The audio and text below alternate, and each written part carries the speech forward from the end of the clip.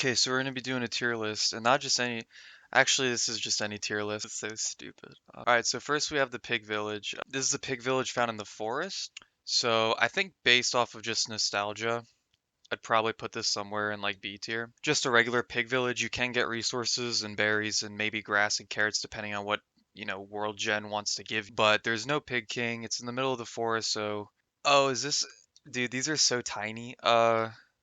Oh yeah, let me just zoom in. I'm an idiot. Chest box ruins area. I forget what it's called, but yeah, B tier. Of the vast amount of clockworks, and oh my god, that the pseudoscience station is already built. So you don't have to really worry too much about putting your own thulecite in there in order to upgrade it to full capacity. That being said, waiting about 5 or so minutes for both of the nightmare phases to end, just so you can craft a little bit, I don't think is worth it in my opinion. For like the archive area, C maybe. I might move it to D. I might move it to D because I feel like C might be generous. This area is very lackluster in terms of content. The only reason that I want to keep it in C is because it does give you moon rocks and thulecite, and you can just mine this part really early on, and you can get a lot of that resource without having to rush the ruins and try to look for the statues to mine the thulecite in there. But in terms of content, there's not a whole lot going on here. The atrium, okay. I'll do this A. I'll do A. Okay, so Ancient Fuel Weaver has been known to be a little bit of a bitch when it comes to fighting, but in terms of the area itself, rather than focusing on the boss fight, I think that it is kind of interesting. It is very kind of hardcore in terms of like the amount of enemies they throw at you. There's a lot of broken clockworks, and hopefully you don't get a whole lot of bishops in them. And also, you just have to play a little bit of mental games with the obelisks in order to swap out your sanity sometimes. So people might be needing to pre-craft a nightmare amulet. That being said, the area itself isn't bad. Basilisk caves.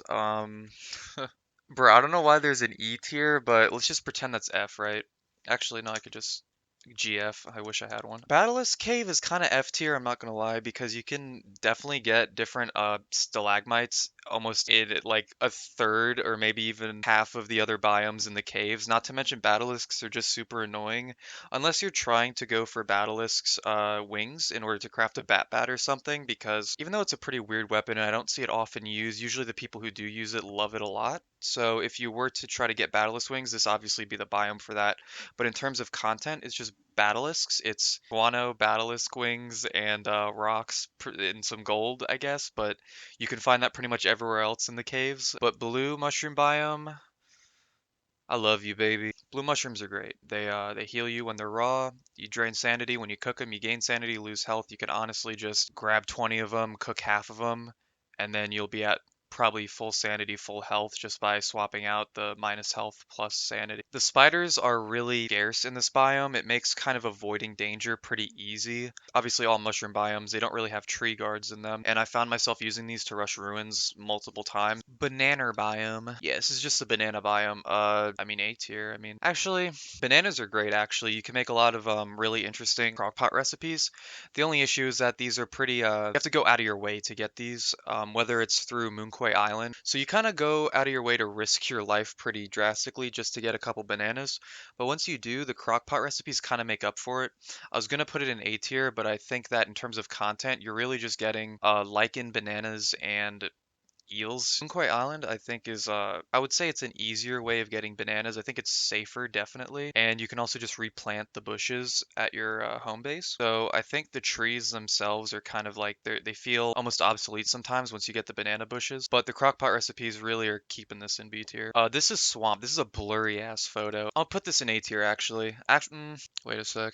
S tier. I think swamp is really important in a world, but this is also coming from the perspective of content and useful items. Pentacle spikes are pretty invaluable, especially early on. Probably just don't feel like or don't have a whole lot of resources to craft mass craft ham bats. Maybe the meat that you're holding on to is actually very important to not starve. Also, pig skin can be kind of scarce to come by if you don't want to smash every single house you see. You might want to try to build your own farms and use that pig skin for something else. Dead merms, they drop fish and frog legs. Honestly, I'm surprised they still do this because I remember when they nerfed the bunny men, you used to be able to get decent loot from just like a few houses to farm, offering two food items, not only two food items, but they count as meat and fish.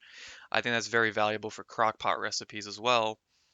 And I think that it's very easy to get mass food and mass tentacle spikes, especially since the whole swamp is a danger zone for everything, including yourself, but also for spiders, merms, and I've never seen other tentacles fight, but maybe that's possible. This is just the ocean? I think this is just means like shallow. Okay, just for the sake of it, I'll do the first one. I'll do this one in S tier simply because this is going to symbolize kind of the update of getting oceans to actually be a thing in this one. I always feel excited when I finally build my boat and I put everything off and I go and sail because I will spend like 30 days in game straight just sailing and trying to find everything I can and getting all the loot. I build a little base on the boat, crock pot, icebox, chests, bonfires, all that shit. And it's kind of addicting. Okay, so this is another ruins biome. This is just kind of like the Thulecite nightmare box areas mixed with the kind of like the dry rocky turf. I've been to this one multiple times and I will say actually yeah, keep it in C. I don't really like this one. Obviously you get Thulecite and the nightmare boxes are plentiful and that's probably the reason why I'm keeping it in C tier because if you want to farm nightmare fuel, this is great, but if you want to survive, you don't go anywhere near this place. If you want Thulecite, you can get some, but there's definitely other biome set pieces that generate in the ruins that you probably have an easier time getting Thulecite from. This is Dragonfly biome. I mean, this is iconic, right? This is S tier, obviously. This shit kind of shaped a lot of things in Don't Starve in terms of like speedrunning community alone. People are still speedrunning this game, and people are still speedrunning Dragonfly and trying to get the best times and whatnot. So I think in terms of that, very iconic for the influence of speedrun. In terms of just the reactions to players when Dragonfly turned out to be a raid boss in this game, and they turned out to have 27,500 health, and people just thought Dragonfly was so ridiculous at the time, and it was so funny. And then that was when people started to solo Dragonfly, and then those videos popped up, and then it became a matter of speedrunning, and then it just snowballed into like a great slew of content, honestly, and some that's still going on to this day. This is the forest, D. The only reason I'm keeping this from F tier is because it has a couple useful things in it, right? It has mandrakes that can potentially spawn in any of them, McTusks, and pig villages. And totally, actually, no, now that I think about it, we'll put it in C. Totally normal trees are really good for living logs early on, and also when you just dig one up and, chop it down, obviously you get three, which is just enough for a shadow manipulator. So you don't have to worry about trying to spawn tree guards at that point. You just kind of hold on to your living logs that you have and try to get the rest of the materials. This is just itself. This is just trees, the occasional piece of grass and twigs, and pig houses and spiders. They're home of the spiders pretty much, but I'll keep it in C tier for now just in case I want to figure something out. Graveyard, A tier. Graveyard has a special place in my heart, right? It's a very weird love-hate relationship with this biome because that's why I'm not putting it in S for that reason. Because sometimes you get the most convenient, luckiest items from this thing when you're grave robbing it, and sometimes you're just getting the same shit over and over that is completely useless. Like, eight blue gems is great, but I'd also like a life-giving amulet, maybe a couple of gears if I get lucky, which is asking for a lot. Nightmare Fuel would be nice, maybe a Pig King trinket, but then again, I play Word a lot, so it's not quite S because there is luck involved, but when it's in your favor, it's really great. It's top notch. The best quality graveyard can honestly be S tier, but you're hardly ever going to get it, so I'll put it in A. Green Mushroom Biome, my baby. Saved my ass a lot in the caves, man. Save your sanity or health, and these are obviously great. These are the best mushroom in terms of sanity restoration and I think that they earn their place in the A spot. I'd say that this is about as good as blue mushroom. Red mushroom biome, it's probably in here. Yeah, it's in here. We'll actually tackle this immediately. Red mushroom biome, dick. Yeah, this sucks, bro. This nobody's eating red mushrooms. Okay, so I won't put this in F, and this is only for like a very specific reason. Okay, so when I didn't play Wort, I used to play Wormwood a lot, right? I don't know how many of you pick red mushrooms anymore. Ever since you found out that they kill your health for such shitty gain. They do like nothing, but I used to play Wormwood, and Wormwood eats stuff, and it doesn't hurt his health when he eats them. So I used to mass eat just red mushrooms I would find during the day because they would replenish 12 and a half hunger. But since I was Wormwood, that health perk kind of doesn't affect my health at all. Because when you eat it raw, it's supposed to be minus 20 health. So that's like the only reason I'm keeping it from being F tier. Because there's like actually a very useful time where this biome could be handy for a starving Wormwood. and this is like very situational. In terms of content, there's cave spiders, there's stalagmites, you get rocks, you get spiders. I think in terms of getting ancient fuel weaver parts, this actually, you know what? Now that I think of ancient fuel weaver parts, I might bump this up to a C. Okay, so this isn't this is definitely not A tier shit. Lunar Grotto, dude. This is gonna sound really weird, okay? But I think that this is above the archive. I think I think in terms of content, it has a little bit more, and it has more, like, I guess, convenient items to give you. This is a very low B, I guess. B minus minus, but a lot of it is because of the mush gnomes, and that's simply because they drop living logs upon death. Nobody's chopping the lunar trees, dude. Like I've never seen anybody chop lunar trees when I've been with them in this biome. In terms of moonglass, this biome has a lot of it actually, and this is also kind of a way to replenish that moonglass. It's kind of renewable. I have these sea stacks here, so let's say this is like deep sea, right? You know, I don't really have any opinions. I'm like indifferent to this, so I'll put in like B tier. The sea stacks can get pretty annoying, especially if you're sailing in the nighttime and you don't want to like spam the M button, check your map to see if a sea stack is in the way, and then you also got to worry about dropping the anchor enough, and the timing has to be really good since it's such deep water. In terms of content, you could potentially find narwhals, I guess. Narwhals, rock jaws, I'm pretty indifferent to it. In terms of the levels of ocean, I never really had a huge amount of problems with the deeper levels of the ocean in this game. They always felt kind of the same. Yeah, I got mixed feelings about bee biome. In terms of bees, yeah, sure. These are usually like on the very end, like bottommost corner of the map. This biome is usually outside of any civilization you'll ever find in the map. In terms of content, if you want bees and bees boxes and you know, dig up some grass when you clear out all the wasp hives or something, then yeah, sure. For me personally, I don't want to be too secluded from the rest of the biome. If there was a wormhole that was in this biome that led to a very good biome that was also near a bunch of other very important resources, I might consider it actually. I've done it before. If you're huge on honey and honey products, you could do that. The ruins maze, I'm gonna say S tier. In terms of content, you can actually get some decent items from here without having to craft some of it. Bat, for example, very tedious to make. You don't have to make that if you get lucky when looking at the chests, into the chests in this maze. Not to mention, it gives you kind of one of the most iconic Don't Starve bosses that was introduced way back when. Resources that you don't want to craft.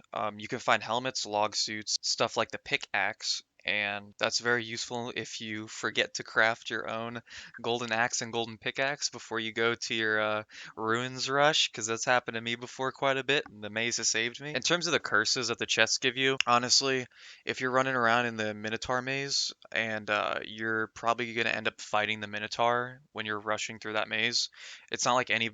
I've never ran into the Ancient Guardian maze and only did the chests and ran back out to the surface. I don't think anybody does that. So you're probably in good standing health wise and gear wise. Honestly, the changes, the debuffs that the chests give you aren't really much. It drops your sanity maybe and spawns spiders, but you're probably already well equipped to handle situations like that if you're already this deep into the ruins. Starting area to the ruins. I'm gonna just say A tier simply because it leads you to literally everything else in the ruins, but in terms of content, it doesn't really give you much, man. Maybe a slurper if you're desperate for light bulbs. Slurper belt. Listen, man, who's using that shit? Unless you're using it to fill out your scrapbook, that's the only time people are gonna be crafting that, okay? Lichen, you know, it's an easy to access. Okay, so this is like the fragmented lunar island, A tier. So this has moon glass. This has anemones, lots of driftwood, lots of ways to get bone shards and hound's teeth by chance, and kelp stalks. Sometimes I feel like kelp should be nerfed a little bit in the game because once you have access to it, once you're able to get a boat and sail, and you get just enough kelp fronds, you are kind of like never gonna go hungry again, and you also have like a really great filler slash like vegetable sort of item, and you can eat these in mass, and they don't really do much. In terms of sanity, yeah, you get some drain on it, but for work, that doesn't fucking matter, dude. So this is a swamp area in the lunar island.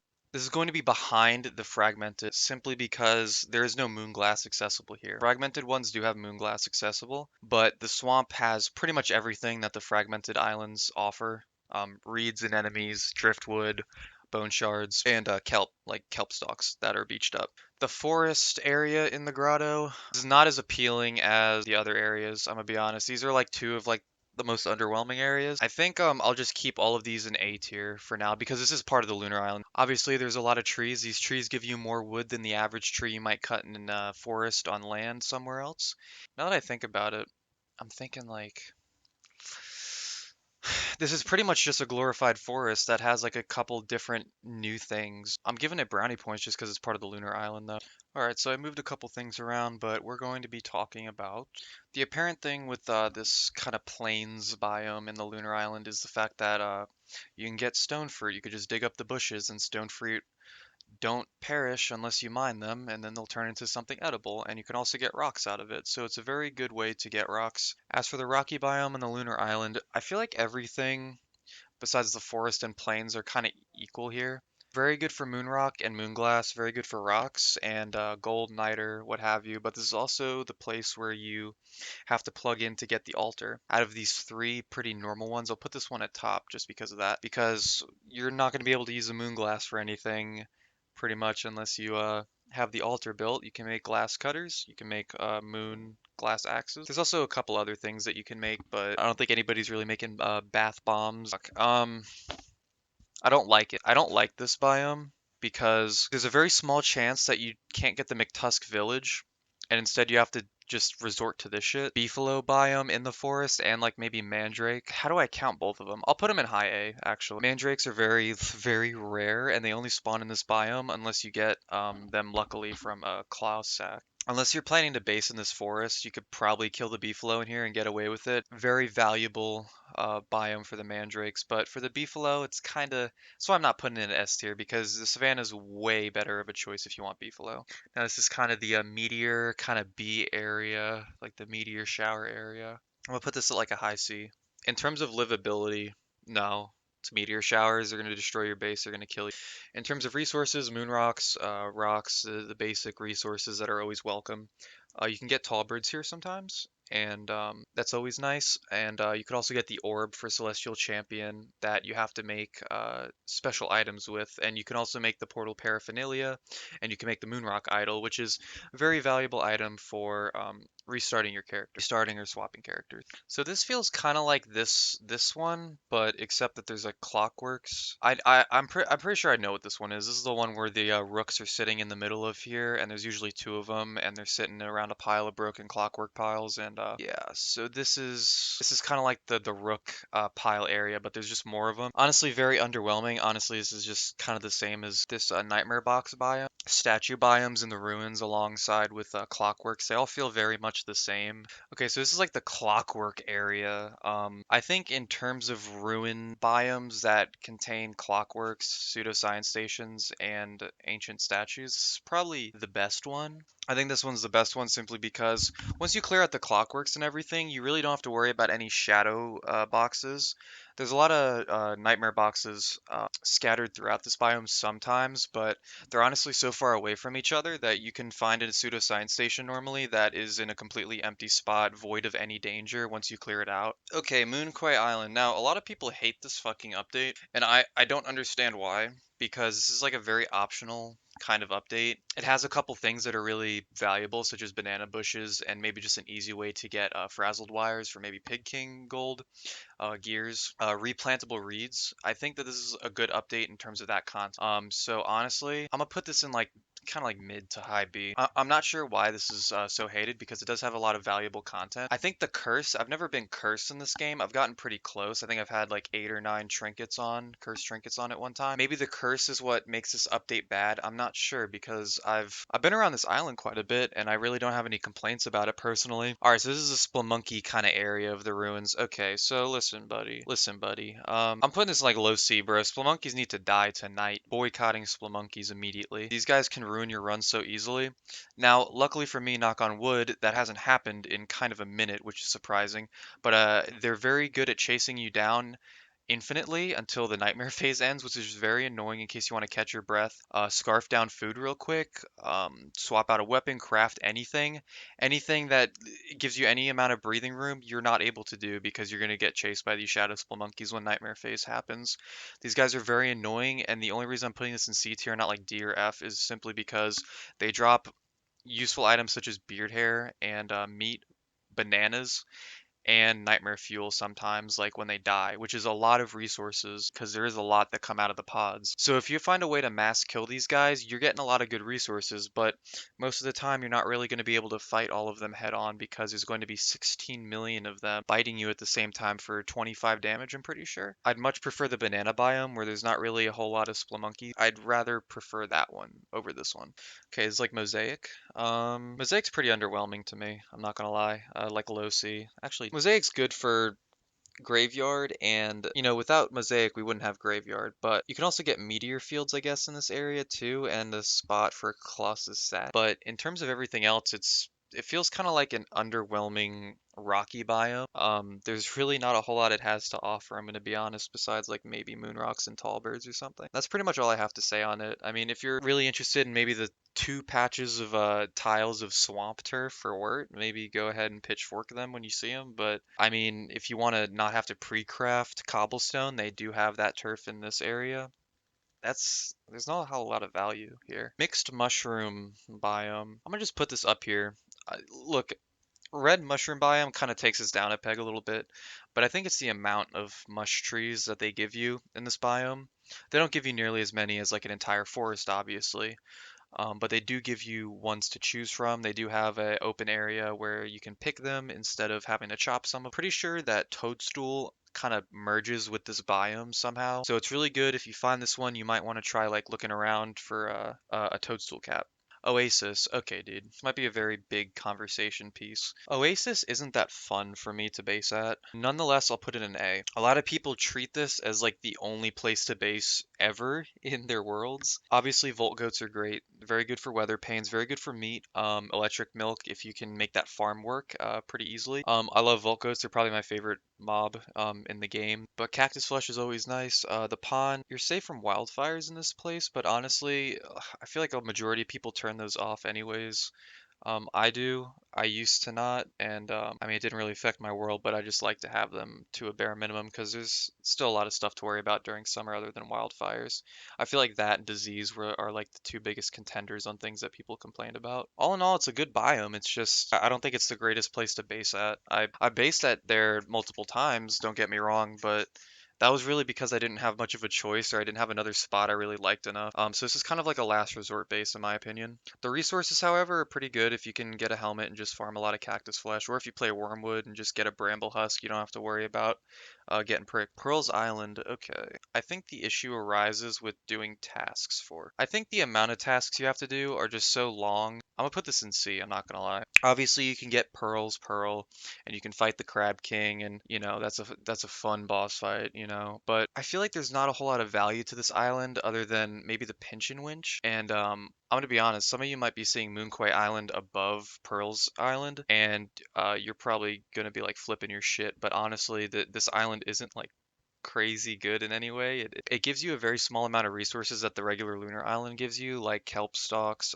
driftwood, moonglass, that sort of thing. It's just very tedious to have to complete the tasks for unless you already pre-planned every single thing and you're making a trip there, which in that case, it's probably not too much of a hassle, but for somebody like me, yes, I don't, 10 tasks in order to get one item to kill a boss that ultimately doesn't really do much other than be a stepping stone for a bigger boss.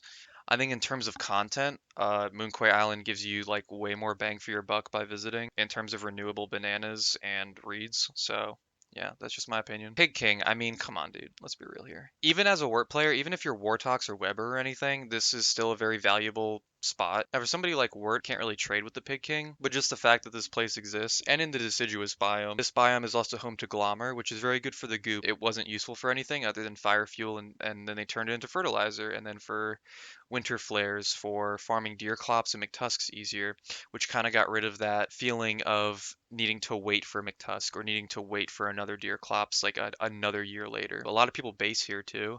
I don't really like basing here. Frog ponds for wort. I mean, frogs don't attack you unless you attack them as wort, so it doesn't really matter. For fishing, here as wort, it's pretty good, but For a non-wort player, it's just kind of like, from a non-wort perspective, stay away. The only reason this might not be F, Battleless suck, bro. The Battleless biome sucks so much. You can get mass frog legs. I mean, at least you can use a small trap on these frogs. You can't do anything with the Battleless. You have to smack them to death. As far as fishing goes, you could probably do that when it gets dusk or nighttime. So there is some fishing value here, definitely. And in terms of maybe if you wanted to play Wendy, this is really good for Abigail farming for frog legs. This is a very good spot for like easy meat for her. Bee Queen biome? Is that even a biome? Is it just bee queen?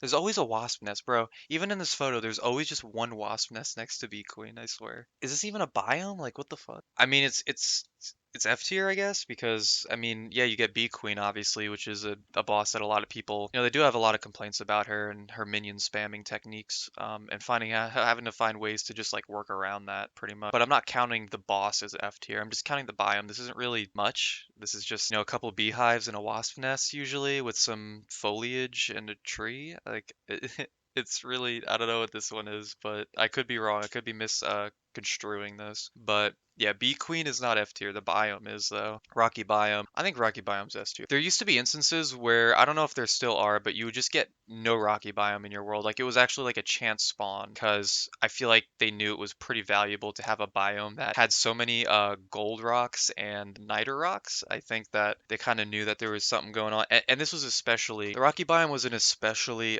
important biome at the time before you were able to craft cobblestone the way you do now, because the way you used to be able to craft cobblestone was you needed, I'm pretty sure it was one piece of rocky turf, I could be wrong, but you needed rocky turf nonetheless. And the other way you could get rocky turf, go to the Mosaic, which always spawns, and you dig up that rocky turf. Back then, rocky biome was something that you really wanted for cobblestone nonetheless, because a lot of people use it for their movement and their combat. It's a very valuable biome just because of the turf at the time. But in terms of rocks, I mean, this place is gonna last you for hundreds of days. You're probably going to be mining stalagmites in the caves anyways, so it's going to last you a long time. There's a lot of ways to get rocks in this game. Rock lobster biome. Listen, man, I used to love rock lobsters, and then I just stopped. I stopped working with them simply because I had other ways of just defending myself, and they give you a lot of ways to defend yourself in this game now. It makes it feel like rock lobsters are almost obsolete sometimes, where the power of rock lobsters just aren't as crazy as they used to be. I used to see so many videos of rock lobsters versing a boss or something. Now it's don't starve together, and the bosses have way too much high of health, and you're probably going to need the entire biome of rock lobsters to do anything. I could be wrong, but I mean, especially if it's a boss that hits a lot, they're going to be hiding away in their rock for a while, and they're really not going to be able to come out to fight again. There's definitely different methods. You could use bunnymen. Bunnymen are a way more common method. Pigmen are merms and possibly spiders, whatever companion you can get, really. I don't see rock lobsters being utilized. They could be underrated, but I wouldn't know anymore. So this is like I'm assuming this is like the deep water, like sea stacks spam fuck you. I mean, dude, what resources can you, like, this is just sea stacks. I guess it's good for rocks, but nobody's mining sea stacks for rocks or resources. Yeah, this one just feels kind of empty. I don't know what to think about it. So this is the set piece with like all of the good shit. All right, so here we go, buddy. This is definitely A tier. In terms of ruins biomes that have to do with clockworks, nightmares, I've repeated that sentence so many times. This is probably A tier. This is probably one of the better ones simply because these offer you a lot of thulecite, and also there are two bishops here. The two bishops can be a pain in the ass, especially if they spawn two of these biomes next to each other, which I think this one did. This biome is really good for thulecite. It's really good for ancient pseudoscience stations, but the nightmare boxes can bite you in the ass fairly quickly. Thulecite gain, these two pieces right here are very valuable, and the rest are pretty good in terms of clockworks, in terms of damaged piles. You can get gems from them, and always bring a hammer into the ruins for that reason too, unless you want to lure a rook in there. Listen, man, I don't know, like, who's going to the salt biomes for any reason other than being a Warley main? You can keep your raw meat fresh by using salt crystals on a piece of raw meat, and it'll bring the freshness back up, which is it feels very situational, and it also feels like you have to have a lot of salt in order to spend it like that on some meat that you could probably just get like 2 more minutes just from hunting a koalefin or something. In terms of that utility, it doesn't feel like it's worthy of B. The cookie cutters, I guess, are good for shells, maybe the hat. I don't use that hat. The shells are obviously what you need for Pearl's house upgrade, so there's some value in going here. If you didn't really need this for Pearl's house or for being a Warley main who needs to spice up your dishes, this would probably be D or even F. Starting area, I mean, I'm gonna put this in B though. In terms of starting resources, yeah, I mean, go here. In terms of basing, I've heard a lot of people base here. I've heard this is a pretty well-known basing spot just because it's right next to the portal.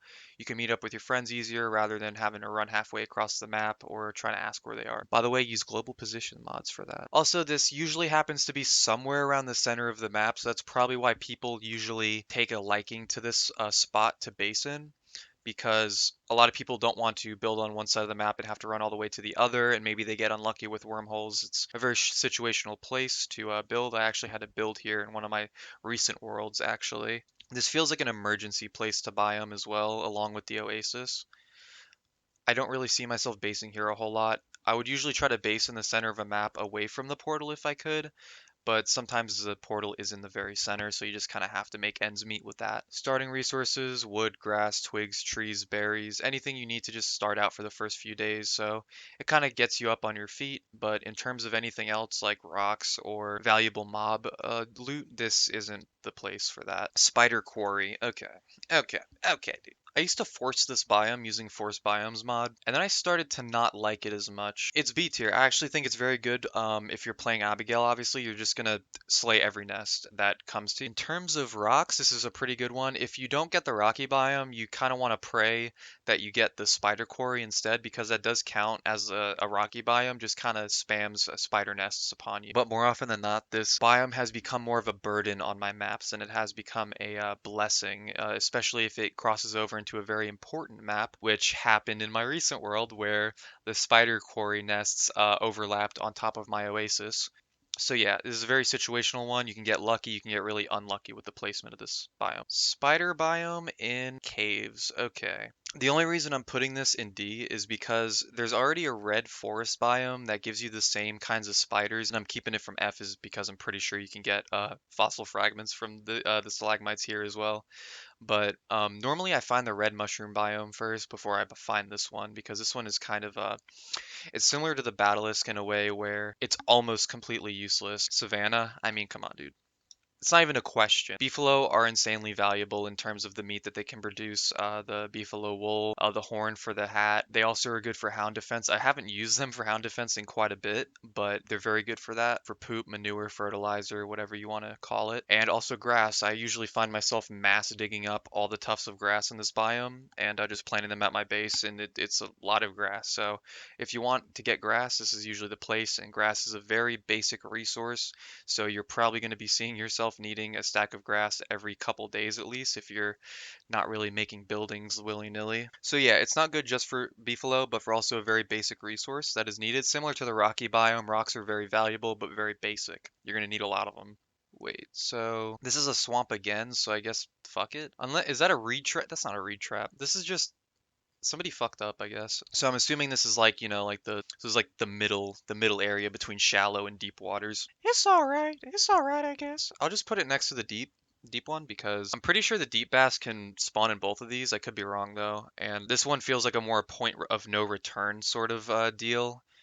And actually, for that reason, I'll probably put this one a little bit higher. Also, the deep bass shoals, which, by the way, whoever made that deep bass shoals, I always say it in my mind, and it sounds like a deep at whatever. Who's trying to fish in some deep bass shoals right now?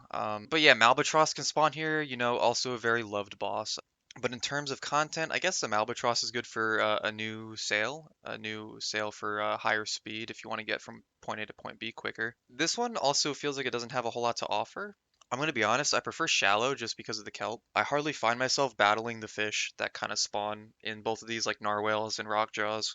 I haven't done my research on the frostjaw, so I don't know if it spawns in the very deep, deep ocean or if it spawns in a different kind of level, like sea level.